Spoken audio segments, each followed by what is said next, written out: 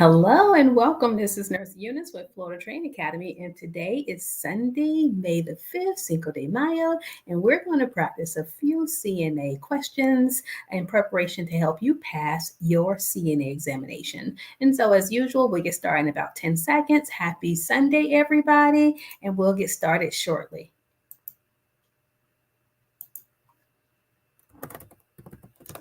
I love starting my week off with you all. And so many of you have notified me, have sent me messages to let me know that you have passed your examination. So I am so proud of you. I applaud you. And in addition, some of you all are finishing nursing school or you're about to be starting nursing school in August. So thumbs up, you can do it. Been there, done that, got the t-shirt. It's hard work, but it is so worth it. Hello, Tamika. Tamika's ready. All right, let me get started. Number 1. Which of the following is a mental illness? A, autism, B, cerebral palsy, C, Alzheimer's, D, schizophrenia, or E, all of the above? Oh, this was too easy for you all. Yes, the answer is D as in dog. Schizophrenia is classified as a mental illness. The person can start having delusions or hallucinations. They can become very paranoid.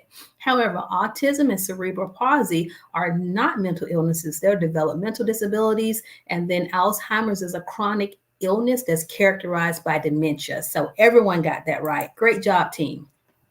Number 2, identify the age group with the correct range of years.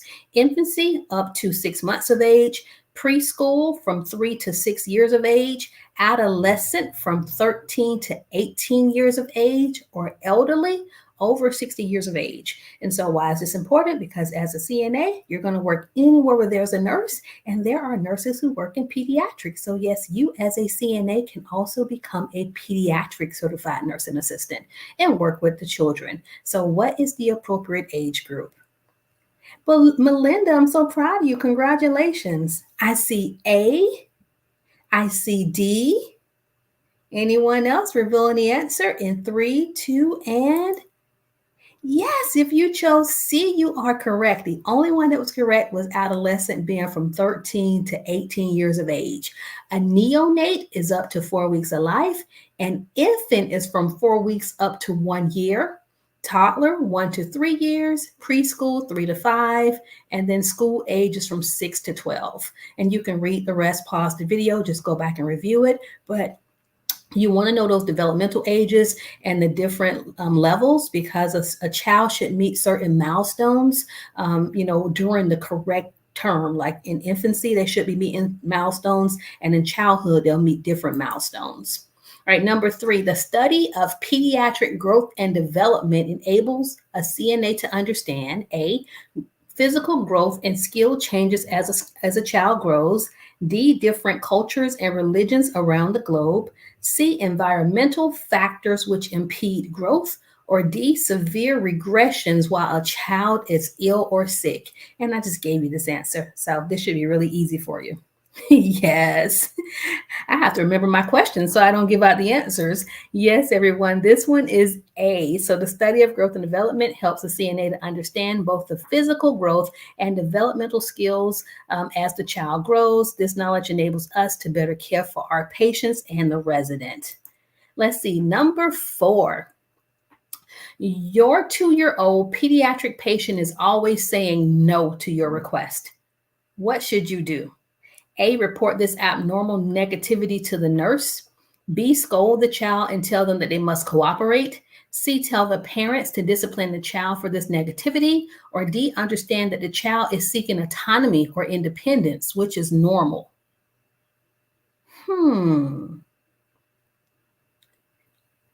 I only see one correct answer. And it is D, you all. So 2-year-olds always say no. That's their thing. No. They're seeking autonomy. So no is a common word that this age group will use. And so you should never scold the child, and there's no need for parental discipline. And also, whenever you would come to tell me as the nurse, I'd be like, well, what would the child say yes to? So we want to compromise and give them time and kind of understand their reason for saying no. And sometimes we just have to work with them. It makes our job a little bit easier. If it's not going to cause injury, let's work with the kid to get things accomplished. Number 5, you have many microbes or germs normally residing in or on your body. Where would microbes normally be found? Where would you expect germs? A, eyes, B, sweat glands, C, stomach, or D, all of the above?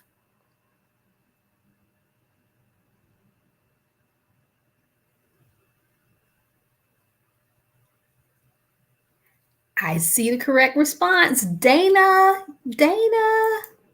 Yes, you are. We don't want germs in our eyes and we don't want germs in our sweat glands. So normally those areas are germ free, but where you have hundreds of microbes would be your gut. Your gut has a flora, and those germs help to break down food and aid in digestion. Number 6, you are caring for a resident who is diabetic. She is very frustrated that the nurse keeps telling her that her blood sugar level is too high despite taking her medication. You know she has potato chips at her bedside and she eats a lot of them. She avoids sweets and candy but loves pasta and always asks for extras. What, if anything, should you tell her? A, the pasta and chips have no effect as they are not sweets. B, the carbohydrates in the pasta and chips raise blood sugar and should be avoided. C, she can eat as much pasta as she likes, but not the potato chips. Or D, the carbohydrates in the pasta and the potato chips are good for her. Revealing the correct answer in 3, 2, and you all are good. Yes, the correct response is B. The potato chips have carbohydrates, which break down into sugars, and that's why her blood sugar is elevated. So, as a CNA, I need you to encourage her to give up on those salty, tasty chips. Additionally, you should encourage her to drink more water to satisfy her oral craving to make sure she feels full, and gear up and exercise and walk around the unit anytime she starts asking for some extra snacks from the vending machine. All right, number 7, the term used to describe the study of aging and older adults is A, ageism, B, gerontology, C, gerontophobia, or D, eldertology. Some of those don't even sound like they make sense. So hopefully this is an easy one for you. All right, you all, there is no word such as eldertology. It is not D. Geriatric is your hint. So the correct response is yes, B. Gerontology is the study of aging and older adults. Many people in nursing, psychology, social work, and other fields specialize in the area of gerontology. So again, as a CNA, you just don't have to work with older patients. You can also specialize in the pediatric population. So everyone has their age range, and you find the type of job and the type of environment that works best for you. Number 8, your 47-year-old patient is concerned about guiding the next generation. You all, I'm 47, so this one hits close to home. What developmental task is this 47-year-old patient addressing? A is general activity. B is initiative. C is industry, or D, ego integrity. I know this one's hard. So I'm just going to give you the answer in 3, 2, and you all, I'm concerned about generativity. I can't pronounce it, but it's the propensity and willingness to engage in acts that promote the well-being of the younger generation as a way of ensuring the long-term survival of the species. And so the developmental tasks associated with the different age groups are below. Preschool is initiative, child is industry, school age is ego, and elderly is integrity. So that's one of the reasons why I get on here and do these videos, because I want to make make sure that the next generation of caregivers that they have a good start. And hopefully, even if I retire, these videos will be present so that from years to come, people can come back and study and prepare for their exams. So we're looking out for the younger generations. Number 9, why are the elderly more susceptible to infection? A, the elderly eat more junk food, so their immune system is weaker. B, the elderly all live in nursing homes where there are more germs. C, the immune system weakens as people age because of illness, diet, and dehydration. Or D, the immune system is actually stronger in the elderly because they have been exposed to more. Yes, yes, yes. Dana, Chrissy, Neighbor, Dillip, Tamika, Melinda, Senjor. Yes, you all have it correct. So the immune system weakens as people age because of illness, diet, and dehydration. Number 10, which of the following is not a risk factor for developing pressure sores in the elderly? Okay, and I'm sorry for this image, but this is what happens if you don't understand how pressure sores form and or how to prevent those type of injuries. So which of the following is not a factor? Is it A, malnutrition, B, limited mobility, C, excessive hydration, or D, incontinence? Yes, I see all the correct answers. So the correct response is C. Excessive hydration does not directly contribute to pressure sore formation. However, malnutrition, limited mobility, and incontinence or keeping your residents wet are all well-established risk factors that would cause a pressure sore to develop on an elderly patient. And here I have the different stages of pressure sores. So it may be hard for you to see, but on the first image, it shows the different layers. We have the skin, we have the yellow part, which is the fat. Then we have the pink striated part that has the lines, that's the muscle, and the white represents the bone. So stage 1 usually only affects the skin. It can become discolored. And whenever someone tells you that redness is a sign of a pressure sore, I want to show you my big, beautiful face. You all Black people don't turn red. So redness is not a sign of a pressure sore. Discoloration is a sign of a pressure sore. So a stage 2 pressure injury actually can go down into the skin and the actual, it's deeper. Stage 3 could be fat and muscle. And then stage 4 can go all the way down to the muscle and the bone. And if you notice anything that's abnormal on your residents or your patients, please notify your nurse.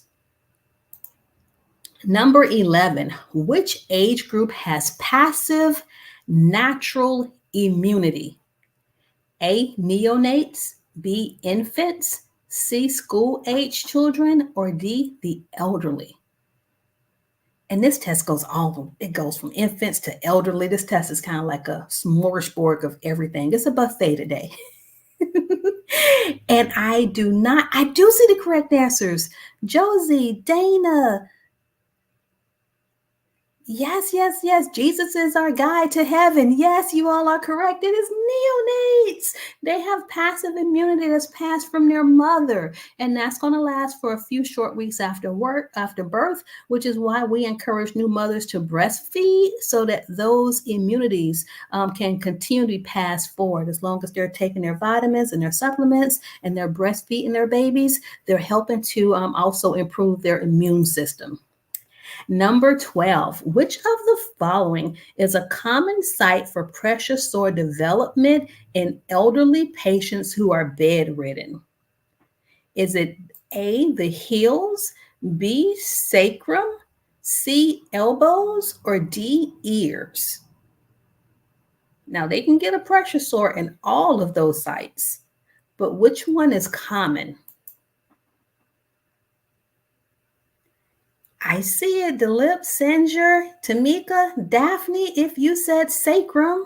You are correct. So, while pressure sores can develop at various sites, the sacrum is the most common area affected in bedridden elderly patients due to prolonged pressure on the area when lying down. And then don't forget the accumulation of moisture. So, in this photo, we have it's pointing to the sacrum. It's also pointing to the coccyx area. A person can get a pressure sore on the greater trochanter area, which would be the hip, and also the ischial region, which is like the lower buttock. And so that's going to be where you'll normally start seeing some discoloration. And that's when you want to notify your nurse so we can prevent a worsening of a pressure sore.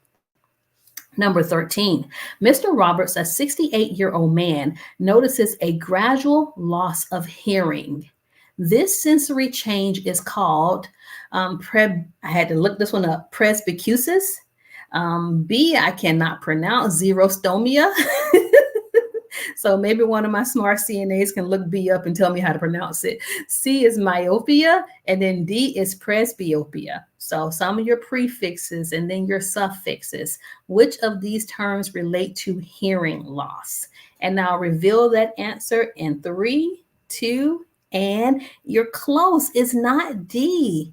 It is Hey, yes. So presbycusis is the loss of hearing ability related to the aging process. It is considered a normal physical change in the elderly age group. So other changes that will occur would be the skin becoming thin, the hair becoming thin. Don't forget about the muscles. And when you think about the muscles weakening or atrophy, just don't think about biceps and triceps, because the heart is a muscle and the bladder is a muscle, and they'll also have vision and hearing changes. So those are the normal changes as someone ages. It's usually not dementia and Alzheimer's. So if you're thinking about someone becoming confused, that's way down the line. A lot of other things starts happening to the body as we age before we become demented, or if we ever become demented, because that is not common. All right, this one's a little bit tricky. Number 14, what is a stool sample for ONP? Occult blood and pus, ova and pus, ova and parasites, or occult blood and parasites? Yes. So when I'm like, hey, Chrissy, hey, Naomi, I need a stool sample for O and P. What are you testing for?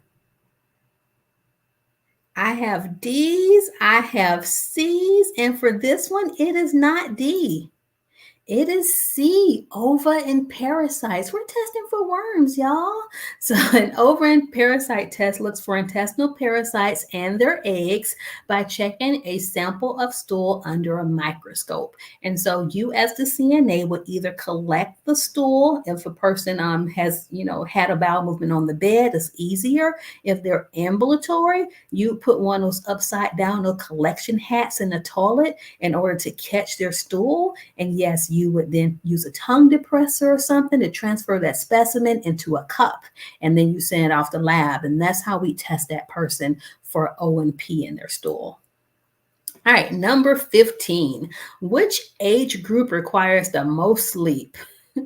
A, adolescents, B, young adults, C, middle-aged adults, or D, elderly adults? The most sleep. They never want to go to sleep. That's your hint. So Naomi, Estelle, Dana, yes, adolescents, they're supposed to get the most sleep. They require 8 to 10 hours of sleep a day. And for older adults, usually they only require about 5 to 7 hours of sleep. So they actually sleep the least. Number 16, you are working on a pediatric unit and a young child suddenly starts violently jerking. The child also appears to be having difficulty breathing. This child is most likely experiencing a or an respiratory arrest, cardiac arrest, seizure, or apneic event.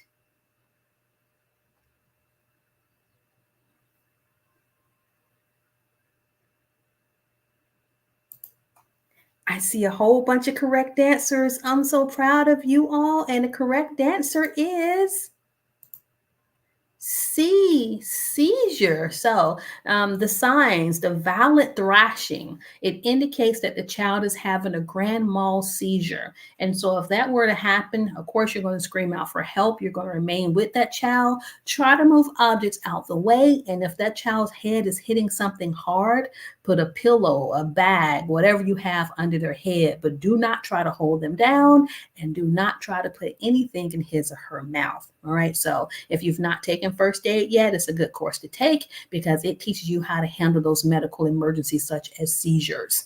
But going back to respiratory arrest, a respiratory arrest is different from a seizure because it happens when the person stops breathing. Cardiac arrest is when the heart stops. Okay, so if respiratory arrest or cardiac arrest happens, that's when you'll be performing CPR. And apnea is the temporary and brief stopping of breathing, particularly during sleep. So some people have sleep apnea and their breathing is really irregular. So the best response for this one would be seizures. And as you look in the image, you can see usually they'll have two different phases. And that's the clonic tonic phase where they're like clenched really tight and then they kind of thrash up and then they go back down. All right, number 17. What is the most appropriate initial intervention for a stage 1 pressure sore in an elderly patient? A, surgical debridement. B, applying a moisture barrier. C, turning and repositioning. D, negative pressure wound therapy. Pressure sore prevention. Oh, I love CNCs straight across the board. Everybody, you're correct and you're correct. So turning and repositioning, and that's going to be used to manage and relieve some of the pressure because you're repositioning them. And it also helps with their circulation when you do turn and reposition them. For those who don't know, surgical debridement, that's when they're actually taking like a scalpel. A doctor, of course, will be doing that, and they'll remove dead tissue. So, of course, that's not going to be performed by a CNA. And then the negative pressure wound therapy or a wound vac, that's for a severe wound, and that also would not be performed by a CNA. That would be a task that's performed by a nurse. Oh, so Kevin, yes, whenever you get opportunity, all of our videos are saved in our playlists. And so Florida Training Academy, we have hundreds of CNA practice question videos and also skills videos. So you can always go back and watch. All right, number 18. What should the nursing assistant consider when assisting a patient to transfer from a wheelchair to the bed? A, lock the wheelchair wheels before transferring the patient. B, keep the footrest attached to the wheelchair during the transfer. C, lower the bed to the lowest position to minimize the transfer height. Or D, transfer the patient quickly to avoid strain on their muscles. And I see all the correct answers. Don't get tricked. It is not C. They were specifically asking about the wheelchair. And so what you do to the wheelchair is you lock those brakes. All right, number 19. What is the appropriate response if a patient becomes physically aggressive towards a CNA? A, push the patient away to create distance. C, yell for help and attempt to restrain the patient. C, retreat to a safe area and remove yourself from harm's way. Or D, engage in physical confrontation to subdue the patient. What do you think? What do you think? What do you think? What's the safest for you? I need you to get out the way. I need for you to move. The patient isn't blocking you where you can't get out, so you don't need to lay hands on the patient. You're going to do C. You're going to retreat. This is not the battle that you're going to win today. All right, and so I'm working in psych, you all, and this patient takes a chair and he throws it at the wall, puts a big old hole in the wall. And you know how I responded? I was like, is there something I can get for you? Because he didn't throw the chair towards the people. He didn't throw it towards the other residents in his facility. So sometimes we have to de-escalate. We don't need to act out when they're acting out. And the way that we handle things will will determine whether or not this person starts throwing things towards us. And so he wanted his smoke break. And at some facilities, they do give smoke breaks. So we let him have his smoke break, and then he didn't break anything else for the rest of the day. And I called maintenance to fix the wall. So you don't always have to act out. You don't always have to be on guard. I need you to retreat to a safe area, and then you would notify your nurse. Your safety is what's most important. Number 20, elderly patients are more prone to dehydration than younger people because the elderly blank. A, drink more coffee and tea. B, have more stomach mucus production. C, have more saliva. Or D, have less sense of thirst. Why are elderly people more prone to dehydration? Dana, Anna, Dilip, Chrissy, Paula, Nabra, looks like Faith, Jesus. Great job, everybody.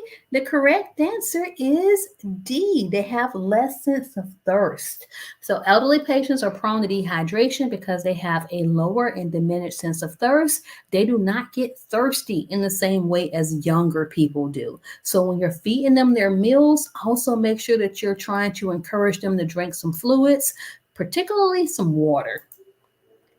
Number 21, fiber is the indigestible part of a plant, which means we can't digest it, right? Which of the following is untrue about fiber in a diet? A, fiber does not affect the digestion because you cannot digest it. B, fiber slows digestion and delays sugar absorption in diabetics. C, fiber binds with bad cholesterol and can lower the LDL in the blood. Or D, fiber makes you feel fuller, so you will be hungry less and may help in weight loss. One of those statements is not true. Which statement is it?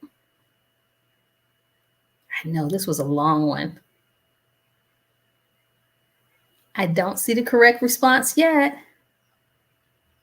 So the correct response is not D, because fiber does actually make you feel fuller, because remember, it's hard to digest. So yes, for this one, it is A, neighbor, you have it correct. So fiber does not affect digestion, is the incorrect response, because again, you're still eating it and it doesn't move as fast as other things. We actually have to have a bowel movement to get it out of our system. So it does in fact affect digestion. It slows sugar absorption and bulks up the stool, and also helps with cholesterol levels. So A is the correct response for this one. 22, which intervention is not recommended when managing a violent patient? Not recommended. A, speaking in a calm and reassuring tone. B, maintaining a safe distance from the patient. C, using physical restraints to control the patient. Or D, offering options to the patient to regain a sense of control. Which one is not recommended? Yes, you all, we are not going hands-on until we have no other choice but to do so. So the correct answer is going to be C. We want to limit the use of using physical restraints, because physical restraints should be used as a last resort. So we're going to use those de-escalation techniques first. And then if we can't de-escalate them, that's when we will get an order from the doctor. When I say we, your nursing team, and that's when we will restrain the patient. Number 23, which term describes the surgical removal of the appendix? Is it A, appendectomy, B, mastectomy, C, laminectomy, or D, colectomy? Surgical removal of the appendix. Obviously, ectomy means cutting something out, removing it. So yes, great job.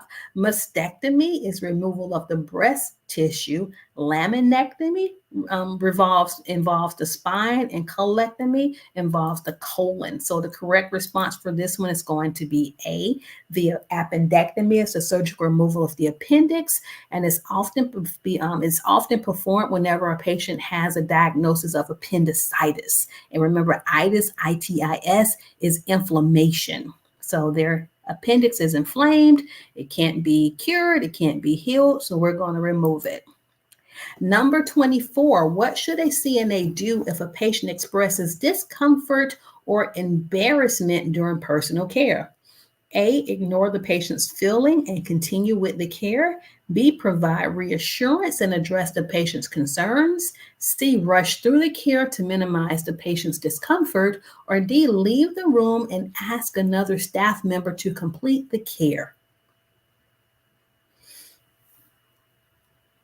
Yes, yes, yes. The correct response is going to be B. It's important for CNAs to acknowledge and validate the patient's feelings during personal care activities. I need for you to provide reassurance and address their concerns. There are going to be some women who say, hey, I don't want a male to take care of me. And as the nurse who is overseeing this male, this CNA, I'm going to have to let that patient know that he's competent, he's able to provide the care. And if you don't feel comfortable, you're going to unfortunately have to wait until there's another caregiver who's able to come and assist. But for right now, our male caregiver, that's why we hired him. And so I'll stand outside the door if I need to in order to help that patient feel more comfortable. But in most of our facilities, you don't get to denounce care or not provide care to a woman just because you're a male. And we will take the woman's considerations or request into account, but we can't always meet their needs in that manner, or if they're going to have to wait for care, which is unfortunate. And last one, you all, number 25. Your resident has had a stroke and has residual paralysis. Hemi being half, plegia, paralysis. So half of their body is paralyzed. So I'm going to reread that. Your resident has had a stroke and has residual paralysis on the left side. What type of range of motion exercises can you, as a CNA working with rehabilitation, be asked to perform? Is it A, you cannot perform range of motion exercise? Is it B, you will perform passive range of motion exercises on both arms, hands and shoulders? Or is it C, you will perform passive range of motion on her left side and may also perform active range of motion on her right side? Or D, you will perform active range of motion on her left side and may also perform passive range of motion on her right side. And remember, it's her left side that is paralyzed. So which side are you going to assist with?